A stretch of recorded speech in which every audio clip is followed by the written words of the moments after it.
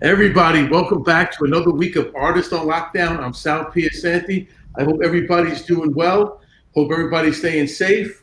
And this week is a week I've been talking about. I've been building this week up. This is not the normal show that we've been doing. We've been covering casino scams and bar bets and hustles and memory.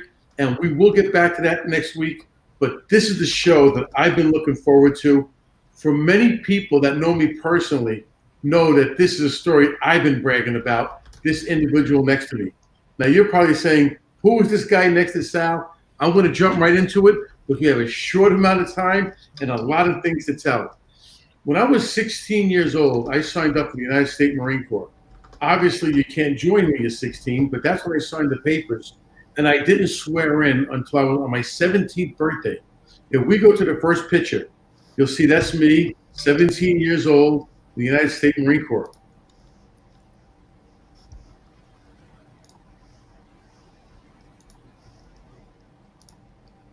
There I am. Okay. Yep, I was 17 years old right there for about 3 months. And turned 17 in July. That was taken in November. Well, the reason why I'm mentioning that is because in the Marine Corps, I had the great pleasure of meeting Mr. Dave Yoder. If we go to the next picture, there he is. That's young Dave in the United States Marine Corps. Now, you're probably saying, okay, Sal, where are we going with this? Well, tonight you're going to hear a story like you wouldn't believe. Let's go to this video right here, and let's talk about the introduction to who this gentleman is and what happened. 400 miles off the North Carolina coast, the sailboat Malachite has been pounded by enormous seas for 2 days. At one point, a crewman who's tied himself to the wheel is dragged completely underwater. The Coast Guard never trains for rescues in conditions like these. It's simply too dangerous. Now we're going to watch a news clip. After this is a slow motion shot of the torture that this ship is going through.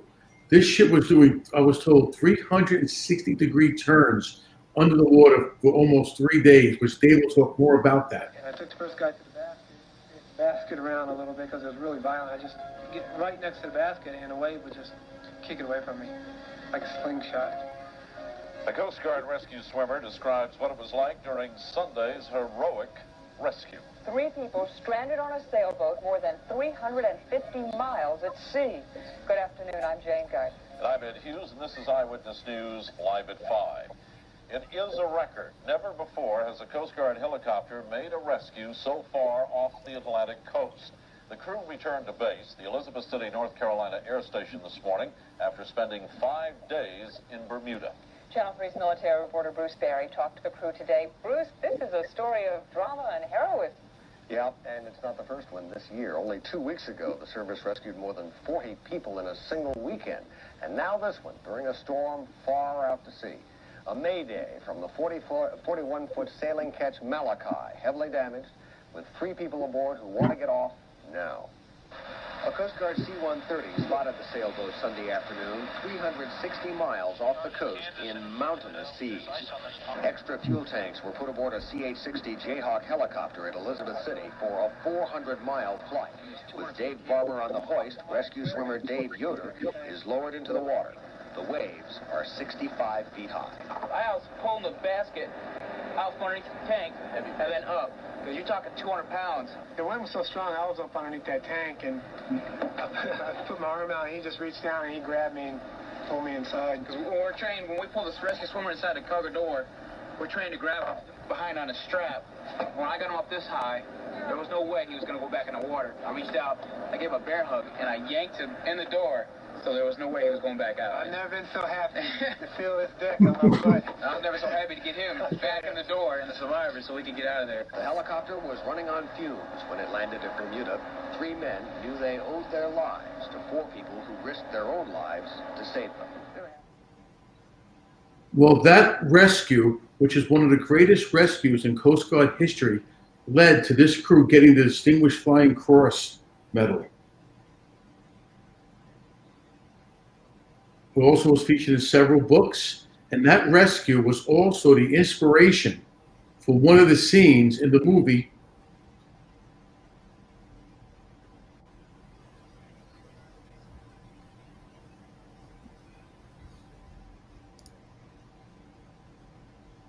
Now, this show is going to be better than we've imagined. For the simple reason is I was very grateful to have Dave Yoder here, who was the rescue swimmer on that dive. But today we also managed to get Dave Barber also on the show, who was also featured in that news clip, who was also part of that rescue crew. So it's going to be a great night. And please, if you have any questions, feel free, type them in, and I'm sure these gentlemen will address any questions that you have. So let's just get into it. Dave, talk about your background, the Air Force, the Marine Corps. All right. Well, I first joined the Air Force in '79. I had a short stint in the Air Force. After that, I moved on to the Marine Corps, and that's where Sal and I met, became best friends. 39 years. Yeah, it's been a long time, as you can tell by the pictures of us. We're real young. So we became best friends. We were stationed together, I think, everywhere. We were in the Corps. And lost touch after the Marine Corps. Lost touch after the Marine Corps for a good while. Got back together many years ago. And he got to know my Coast Guard story. After the Marine Corps, I entered the Coast Guard probably 2 years later, 3 years later. And I was actually going to go back in the Marine Corps. I was going to try to go in the Navy SEAL program, but they weren't taking any prior service at the time. They wouldn't let me back in due to prior service. So I asked the Coast Guard, what program do you have that's exciting? Something I can do that might be a little exciting. They asked me if I wanted to jump out of helicopters. I said, sign me up. So that's kind of the lead up of how I got into that rescue swimmer program. At the time, the rescue swimmer program was very young. It was only a few years old. It had just started. There wasn't a lot of members in the program. It actually took me close to 2 years to get to school. I waited on a patrol boat. I was on a patrol boat where we did law enforcement search and rescue cases, and eventually made it to the rescue swimmer school. And how old are you when you did rescue school? During rescue swimmer school, I think I was, I was 29, maybe 29. Wow. A lot of the other guys were younger. That's an inspiration. And the rescue swimmer program in the Coast Guard is one of the toughest in the military. We actually had 29 people with us toward the end because we had the Navy with us. And out of 29, 9 graduated. So it's a tough school. There's maybe just over 1,000 swimmers that ever made it through school now. And you got to figure that's many, many years. So eventually I got through school and I went on to the air stations that I was assigned to, and eventually to Elizabeth City, North Carolina. And that's where I met Dave Barber, the flight mechanic here. We became best friends. And that's where this case actually happened. That's where we flew out of, Elizabeth, North Carolina. And I guess we want to talk a little bit about the case. Sure, let's get into the it. Rescue. So what happened? So, and Dave, definitely back me up on this because I'm getting a little older and memory is going away. But so I was a swimmer on duty that night, and Dave was on duty as the flight mechanic. And this Mayday came in for a sailboat, the Malachite. The name of the boat was the Malachite. It was somewhere between the U.S. and Bermuda. The actual story behind the boat is it had the skipper, Nicholas Hall, was sailing down the coast. He picked up another crew member in Baltimore, right, Dave? It was Baltimore, I think? Yes. And from there, they went down to Beaufort, Carolina, picked up another crew member. Then they decided they want to get to Bermuda, December 11th, 12th at the time, and it was storming. They got so far out in that storm, they had rolled that boat over twice. The waves were 40, 60 feet and higher. They were really caught up in a bad storm.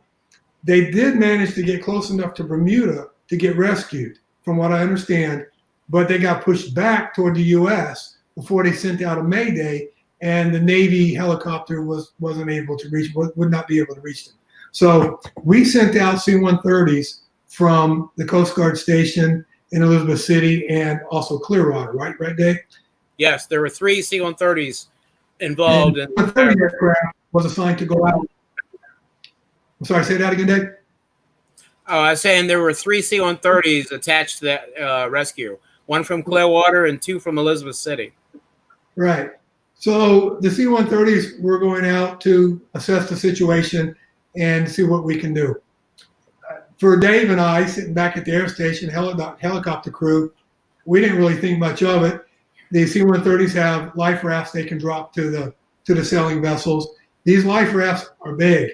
They hold a lot of weight of water underneath them. You really can't sink these things.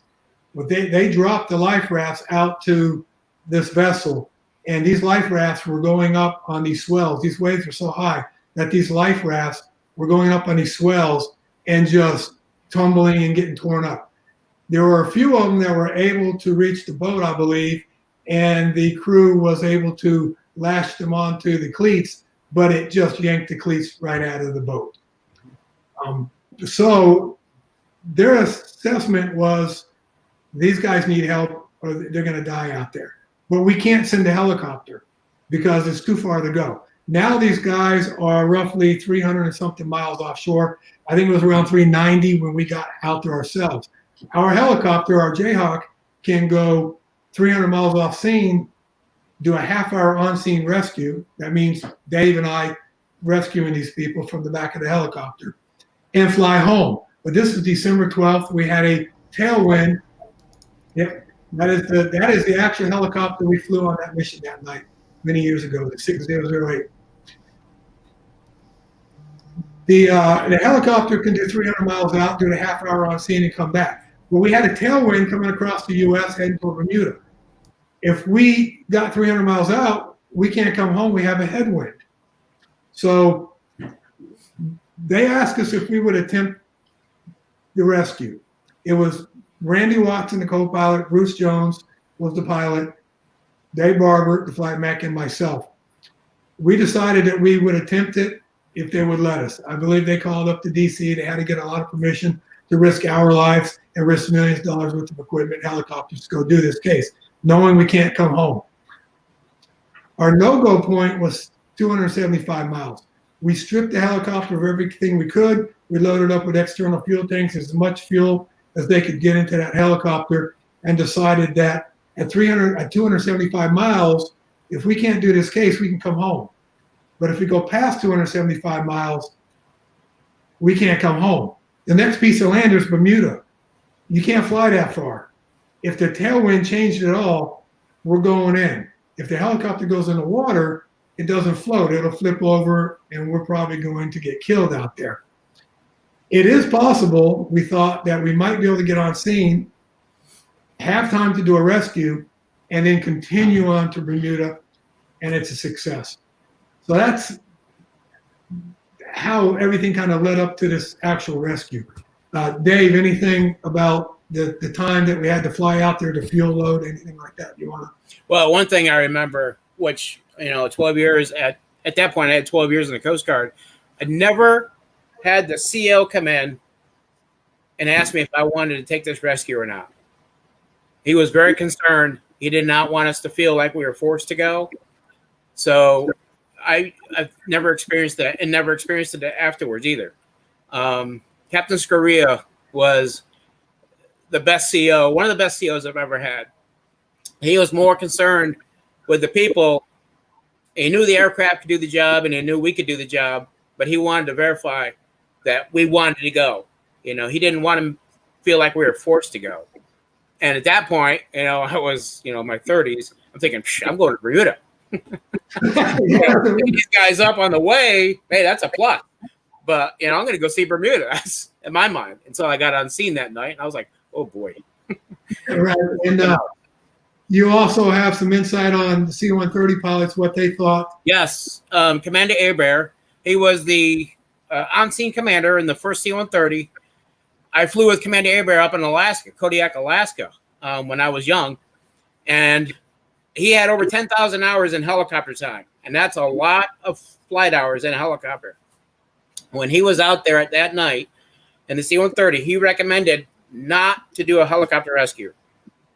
So with that being said, he knew the dangers that were going to be involved and to get these guys out of the water alone. Not just off the boat, but just to get them out of the water. So that was right. So thank God I didn't hear that when we were going out in the helicopter. We found out later that he had said this. But yeah, that was quite the rescue. It's going against you. right now everything's going against us. Yeah. As a rescue swimmer, I'm in the back. It's my job to actually lead the helicopter if need be and rescue these guys. I really, in my head, wasn't sure because of what was being reported, what I was going to see when I got out there. We really didn't know for sure. So we eventually we get on scene and we assess the situation in the helicopter. So we have a discussion as a crew. What do we need to do? The only way to get these guys off the boat was to have these guys leave that vessel, which is, to me, amazing that they would even consider jumping off this boat. But keep in mind, they've rolled this boat. They've been out there for days, knives and forks in the ceiling. They're dragging everything they have, trying to slow down, and they're doing 11 knots and can't slow down. The captain's lashed himself on. He's fallen off the boat. It's just been an incredible journey. So, maybe they're ready to get off. And how much time do you have right now to do this? All right. So after we assess that situation and we let them know they have to jump off that boat together because we cannot hoist to that boat, and Dave can elaborate a little bit on that here. We decided we had 30 minutes of fuel time to do the rescue, and then we had to leave or we may not make it to Bermuda. And again, that helicopter just is not going to float. So, you take a chance of everybody dying. So we decided to do it that way. I would have to leave the helicopter and go after these guys. And Dave, you want to speak a little bit of how we had to do it because of the way the hoist works? Well, I experienced a couple years beforehand up in Hampton Roads, Virginia. A hurricane was coming up the East Coast. There was a sailing vessel in the same distress. They were on the edge of the hurricane. So to get them off the boat quickly and safely is we had them lash each other together with a long rope, and they all jumped in together. So they're all tied together as a group. So nobody's spreading apart, being separated. So then we, would have to find those people later. So by tying them together, then the rescue swimmer went in one at a time, untied a person, put them in the basket, hoisted them up. Rescue swimmer went back to the group, untied them, and then we used that same scenario with these three gentlemen off the malachite. And it worked great because we kept them in a group. Even though there was just a few of them, still those high seas, it really worked out well. Right. So what happens is I can't jump out of the helicopter. But if it was in the Gulf and the seas were 2 feet high, what have you, I can jump 15, 20, 25 feet, and I'm okay. But in this case, if I left that helicopter door to hit a swell that was 20 feet below me and it dropped 40 feet, I'm dropping 60 feet, I'm probably going to die. It's just not going to work. Right. So what Dave did is he put me into a strap, a sling, and I exit the aircraft. He lowers me down, and as soon as I can catch a swell, I drop out into that swell. Worked okay. I was good to go. Dave is actually in the back of that helicopter letting the pilot, because keep in mind, the pilot's in front. He can't see right below that door where I'm at. So Dave's actually having to give him directions, 30 left, 30 forward, and so on, to tell him where to go. So he directs them, so he puts me right next to these close enough to these survivors, hopefully that I can grab them. He puts me in, I drop down. I'm pretty close. I go over, I talk to him a little bit, and I grab the first guy. And this, by the way, this is after, while I'm sitting in the door and I'm looking at the boat, they actually came out to the side of that boat and jumped in together. It was amazing to me that they jumped into that ocean. So now I'm in the water and I go to grab the first guy. Now it's my job to take these guys and drag them across that water. Again, if it's the Gulf and it's 3 feet swells, not a big deal, but 40-foot swells is a little different story. So I grab the first guy, I head for the basket. Dave maneuvers the helicopter in. The helicopter's probably got, 100-mile-an-hour winds underneath it, just from the rotor wash? Oh, yeah, yes, definitely. So as they get closer, things get even tougher on top of the swells. As I get to the basket, we can show that basket. We have a picture of the basket. Oh, maybe not. We'll get it.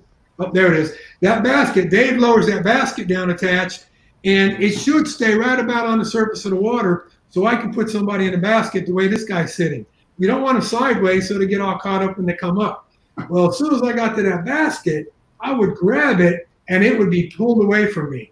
I was kind of angry because I thought, why are they pulling this thing away from me? I have a guy under my arm and I'm hanging from a basket 10, 20 feet in the air and letting go. But in reality, what it was is the swell was dropping 40 feet or so fast that the basket was getting yanked away from me.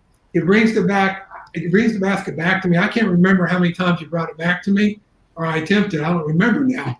Yeah, the first time was a couple of times. Yep. Yeah, eventually I got the survivor into that basket, but what happened is the swell lifted the basket up now, and that cable, you can imagine the cable is taut because the basket's on the swell. Right. Well, when the swell came up, the cable had slack in it. That cable fed itself through that bail. Very dangerous because when the basket drops now, I could see it. I thought that cable was going to catch the guy around his body, cut him in half, but it didn't. It just went boom. It fed back out. Dave pulled him up through. They took off with this guy, and he got him up into that door. Success. Now I got to find the next guy, the next two. How long did that take you so far? Well, I didn't know it at the 15 time. minutes. It was 15 minutes for the first guy. I was literally, I was dry mouth. I mean, it was hard for me to talk to the pilots. I mean, it was like if I was living in the Sahara Desert. I was so dry, because we was doing so much talking and so nervous trying to get this first guy in the cabin. And when the first guy came up in the cabin, he wasn't sitting in the basket like you see in the picture. He was sitting sideways. And he was coming up like he was riding a roller coaster ride or whatever. And I'm thinking, oh, God, I hope he doesn't fall out. I get him in the cabin, get him out of the basket, send the basket back down for the next one. And I'm trying to get him go forward in the cabin so that he doesn't go flying out the cargo door back into the water. And it was just one after another. And Dave finally worked out the routine on the second guy, and I'll let him finish that. Yeah, after we got Mark Termini in, the first guy, he's a real tall guy. Matter of fact, I remember, it's like he's in front of me now, when I was putting him in that basket, I probably said some curse words about getting his you-know-what in the basket. And he just wouldn't. So he put him in any way I could. He's gone. And then I went back to get the second. This is where it gets tough. I went back to look back to get the second two guys, and they were gone. Keep in mind these swells. And I talked to Mark Termini after 20-something years just yesterday for the first time. He said the boat, when they were out there, it was like being in an alley in New York. The waves are so high, and they were between. That's what I was looking at as well. My natural instinct was to look for the boat. It was long gone. So Dave maneuvers a helicopter back, lets the pilot know where to bring it over to, lets Bruce Jones know where to go to. And they bring it over here, and he shines the lights, his spotlight from the helo on the survivors. They're this way, across from me downstream. He hits me with it, hits them, hits me. Now I know where they're at. I can't get them. If I swim this way with these huge seas, it's going to wash me way past them. So I started swimming up the swells across from them so it would wash me down on top. And as it did, I remember Dave telling me later, you just disappeared in this huge swell. And they disappeared, and all of a sudden, pluck, pluck, pluck, you guys just popped up. We did. I grabbed the second guy, told him what I need him to do. We went over to the basket. I put him in, and he goes up. As soon as Dave gets him into that helicopter door, I got lifted by a swell. And I don't remember, Dave can tell you, I don't remember how high they were. But I got lifted by a swell so fast and so close to that helo, I could feel the engine heat on my face. The rotor blades looked like they were touching the water to me. I could have literally grabbed that tire from the bottom of that helicopter. And Dave, you got a little bit of what you heard in the cabin? Yeah. As you said, I was watching that green swell come up to the bottom of the aircraft. And the only command I was giving to the pilots was up, up, up, up, up. And next thing I knew, we were about 300 feet above the water. It happened that fast because the swell dropped out, and we shot up to 300 feet. And I remember Mr. Jones telling Randy Watson, the co-pilot, let go of the collector, Randy. I've got it. because Randy, the collective is what makes the aircraft go up and down. And Randy, he had that collective up as high as he could get it because he's saying up, and we're not moving. So once he was holding it up, that's when Bruce was like, okay, he's trying to force the collective back down because we didn't want to go to 1,000 feet right away.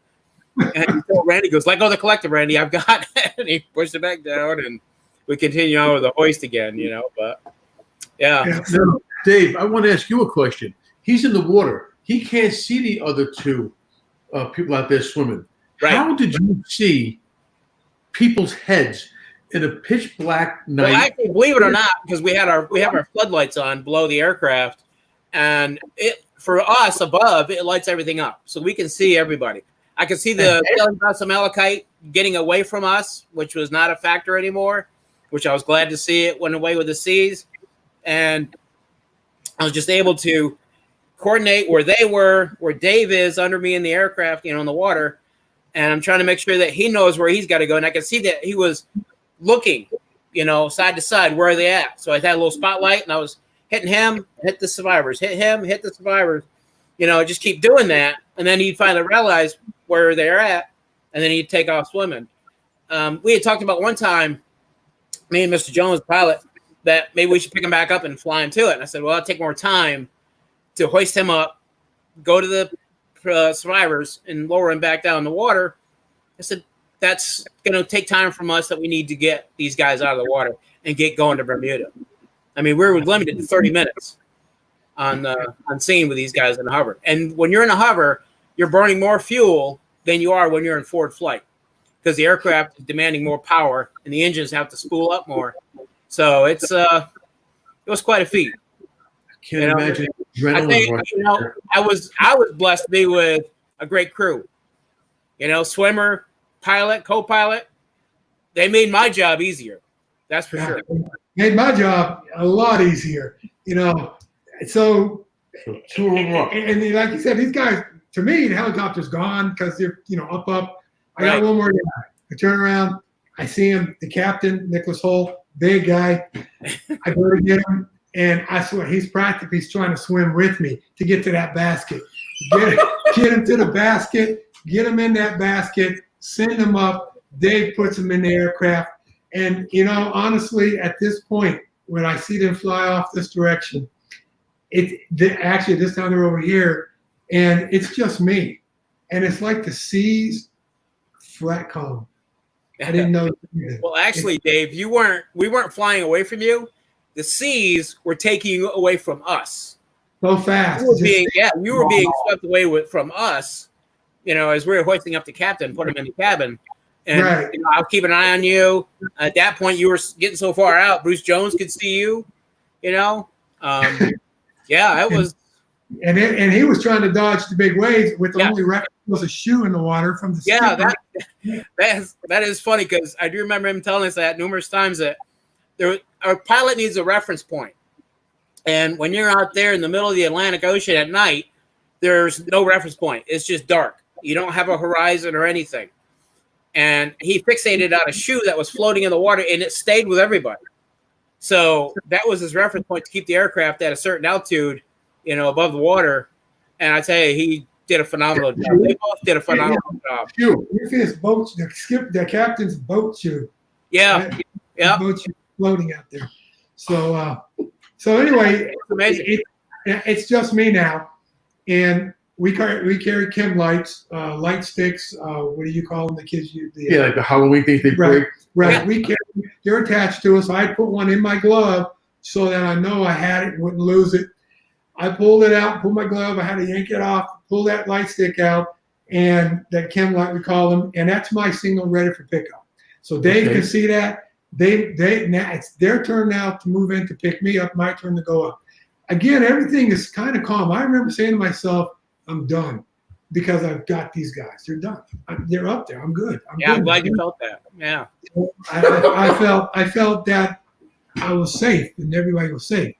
So now I'm not going to try to get in this basket. It's not going to happen. He brings down a bare hook, this big hook on that cable. He takes the basket off, brings down the bare hook. I have a V-ring on my harness that I wear. I hook it up, it closes, and he yanks me out of the water. In this case, the hook came down. I could see the cable and the hook a couple feet in front of me under the water because the water's up to here. We're going up and down with the swells. And as I go to hook up the V-ring, this huge swell comes and from behind and just hits me. And as it does, it lifts me up so high that instead of having a little bit of cable under the water, as I lift up, there's 20 feet or so of cable underneath me, and it pushed me sideways. So now the cable came from the helicopter here underneath my leg because my leg went through this huge loop. And when he started going up on the hoist, the helo goes up, I'm going down in this huge swell, sucked inside. I don't know if he could even see me in there. It caught me between the legs here, pulled me upside down through that swell, ripped everything, parted, and my muscles here. I was screaming as I came out, and I felt it stop. And I'm like, why did he stop me as we're flying through the air? And that's when, like you see in the movie The Guardian, at the end, the cable starts to break. That's where it came from. The forces on that basket and the forces on my body were so bad that night that it parted that cable as it was coming through Dave Barber's hands. And he can kind of tell you about that. Oh, yeah. Well, that's when my gray hair started, by the way. Anyways, as I sent the hook down to Dave, I saw him grab the hook.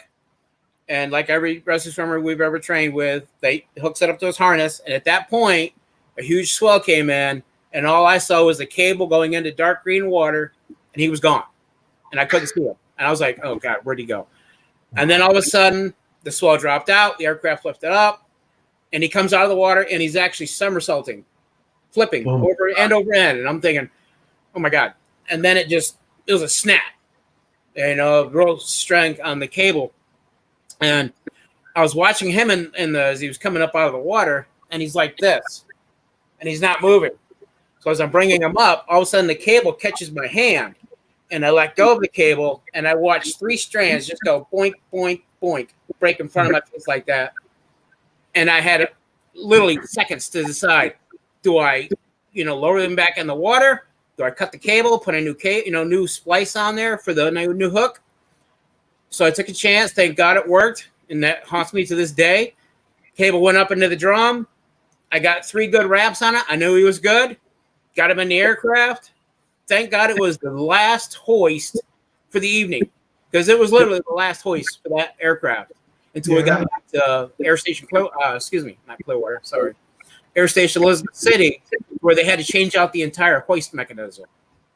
Wow. And he actually has the cable. I made a plaque up for him. Me and another buddy, we made a plaque for him with a broken cable. Yeah, I'll talk about it. For the people who've never seen The Guardian or don't know the scene, we're going to show you this clip right here. This is the ending scene. Remember, this is Hollywood. In the movie, 2 rescue swimmers go into the water. Remember, you just heard in real life, there's only 1.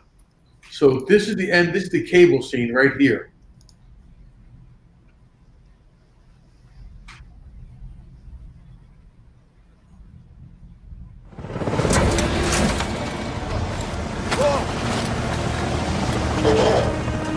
Cable starting to burn! The cable! Hold!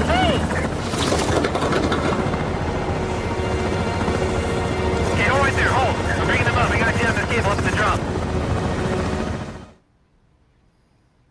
Well, nightmares. It was a little more traumatic than that, but right there you can see that's the cable where it started to snap right in front of me.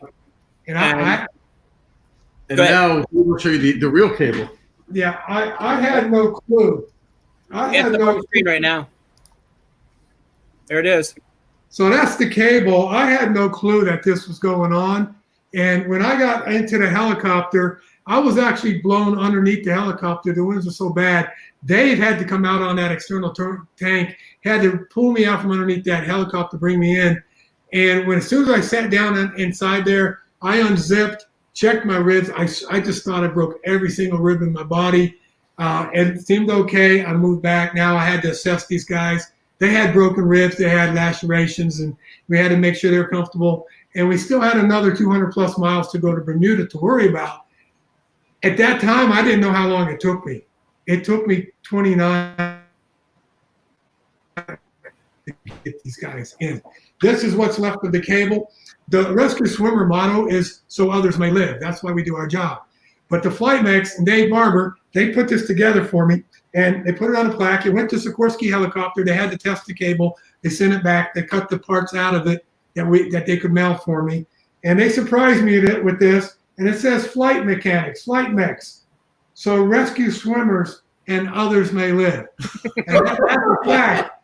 I would That's the best phrase ever right there, guys. That is the best. That's it. I wouldn't have made it without what you did that day. I would have been dead. If you wouldn't have done what you did and tube locked that cable instead of messing around with splicing it or what have you, We wouldn't have had enough time probably. No, and if you guys would have waited for me, it would have cost everybody their life to wait for me. And so we landed in Bermuda eventually.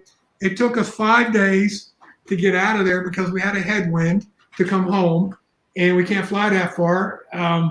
A Navy ship came 180 miles outside of Bermuda. So if we can't get to the ship, we can get back to Bermuda. It's still storming. If we can get to the ship, we can hot refuel, fly home.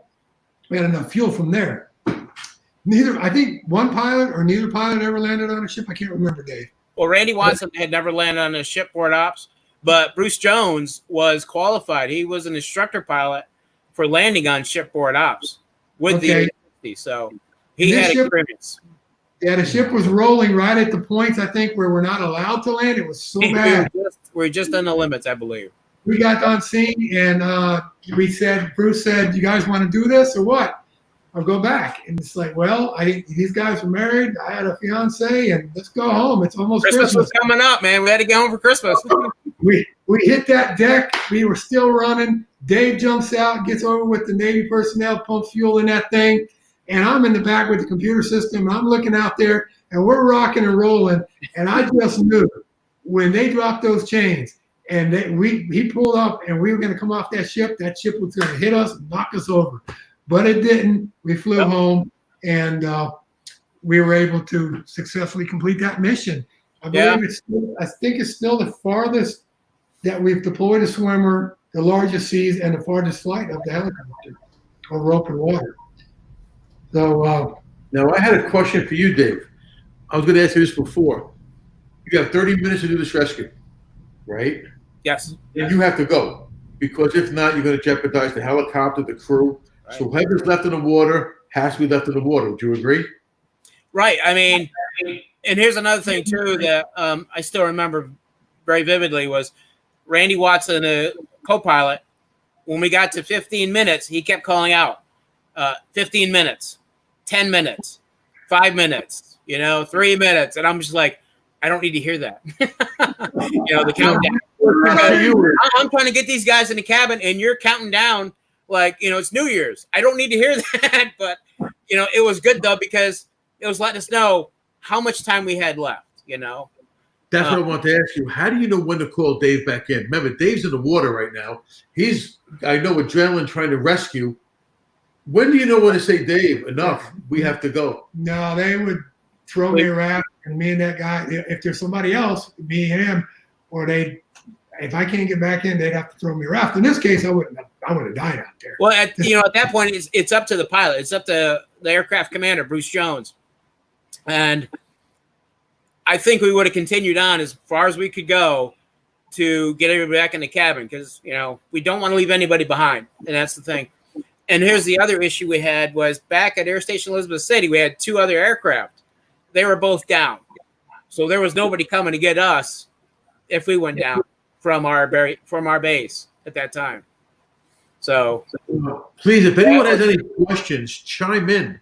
If anyone has any questions about the rescue, now these are the gentlemen to ask because they lived it. They were there. Yeah, I was fortunate to talk to one of the survivors this afternoon. And I spoke to one of the other survivors yesterday after many, many years. It's nice to speak to them and find out they're doing well. I wasn't able to reach the skipper of the boat to see how he was doing, but this was a successful case. It was a few weeks later. I think I was in the Chesapeake Bay where I went after with the Chris craft, and we were able to retrieve the son. I pulled him out of a life raft after we finally found him. You know, the air temperature is like 1 degree. It's January. Chesapeake Bay's frozen over. The father came off in the wreckage when the boat broke up. He popped out of his life jacket when he hit the water and went straight down. The son said that's what he saw. And we never found the body. We retrieved the son, took him to the hospital, came back, went back out for a first light search, didn't find the body. So sometimes it works, sometimes it doesn't. You know, we were fortunate this night, especially with the conditions Mother Nature, you know, put on us, that we had a successful case. And everybody was right on time, especially Dave Barber. He saved my life. You know, yeah, this wasn't 3 people getting saved; it was 4. Now, someone just sent in a question: does the swimmer hear the countdown? No, he doesn't have any radio communications at all in his headset or anything. He does have a PRC 90 radio, right? Dave, is that what you guys had? Right, I had a PRC 90 radio, which is an old radio. Think back in Vietnam; it's an old radio. There's back, So, really, when I lost the second 2 survivors, I was thinking about pulling that radio, but there was just no way with the way that worked, the static. And that's when I was like, I'm just going to swim up these swells. So today, the swimmer program has advanced so much. They have better communications, way better equipment. So they might be able to have better communication with the helicopter at times. But back then, no, I had my either dry suit, wet suit, a face mask, and a snorkel and a harness. And I'm out there on my own. it's you know, we use hand signals between Dave and I so that we can communicate. Yep. It's incredible. Did you even have a helmet back then, Dave? No, I didn't have. We had a helmet for the cave rescues and the cliff rescues. Okay. Using the helmet for cliff rescues, but we did not. Not at that time. I was wearing a face mask and a snorkel. And that's it. And I don't remember if I brought him back. I think I lost him in the sea coming out of that swell. But that was a good case, and we did well. We had a good crew, and we still pray for Randy Watson's family. He passed away about 2.5 years ago. Bruce Jones as well. I communicated with him tonight, and obviously Dave Barber and I, and so we're all doing well. And today, Dave was reaching out to everybody, and of course, Dave Barber, thank you for being here. I mean, this was unplanned, and it's awesome now to meet 2 people of the crew. And then Dave reached out to one of the people he saved. Where was he from? What accent was that? He's I believe he was from Israel, and I think he's about 89 years old now. Just with his accent, the way I heard him say, "David, you saved my life." It was a tearjerker. I mean, it really was. That this man is here right now because of you. You know, I gotta say, we never get to meet the people we rescue afterwards. You know, and we were invited by the local news media in Bermuda to go meet these gentlemen in a bar, and we're like, okay, great. You know, I've never met anybody I've rescued before, and when I met the skipper of the vessel, he's a big man. I swear, I thought he was gonna crush my skull. He was hugging me that hard. I mean, I was like, wow, you know, he was so glad to meet us. And that right there was like, yeah, this is worth everything right here for doing it, you know. They had a rough ride. If you look at those videos and you see that sailboat, it's a 41-footer with a 65-foot mast. And if you take that mast, you can go down that swell twice, basically. They are sideways on top of a 100-foot swell. So I would say they're very lucky to be here today. I remember the captain had mentioned, I think 2 or 3 of the mainstays for the cables had busted off of his, off the mainstay for the sail. And also they were leaking hydraulic fluid within the cabin, so they couldn't really stay down there very long because of the fumes. And they were afraid that the boat was going to catch on fire. And when you tell the skipper of a vessel, you know, we need to rescue you, you need to abandon your ship, the skippers are usually the last ones. They're like, no, take my crew. I'm staying on board. All 3 were like, okay, we're going in now. We're like, wait. Hold on a second. Let us get ready. And then they jumped overboard, 3 of them together, tied together. So, yeah, for the skipper to get off his vessel that quickly, that tells you that it's lost hope. sitting in the door of that aircraft, and we come out of the storm, and it's just minutes. These guys jumped off that boat into that ocean. I'm thinking, I'm a rescue swimmer, and I'm looking at this ocean thinking, this is going to be something. But these guys, they just jumped off the boat. They had so much trust in us that even the guy today told me that when we showed up, he knew he was safe. That's what he said. It's like, yeah. I'm glad you trust. I don't think you mentioned this yet at all. And if you did, I apologize. But remember, this was your very first live rescue. Yeah, that was my first offshore rescue. Serious? Yes, it was. Matter of fact. Yep. I didn't know that. Yeah, I forgot about that. That's the boy, first the time. little details. Yeah, that's the first time I went offshore. And Hey, that's how I roll. That's how I break in my swimmers.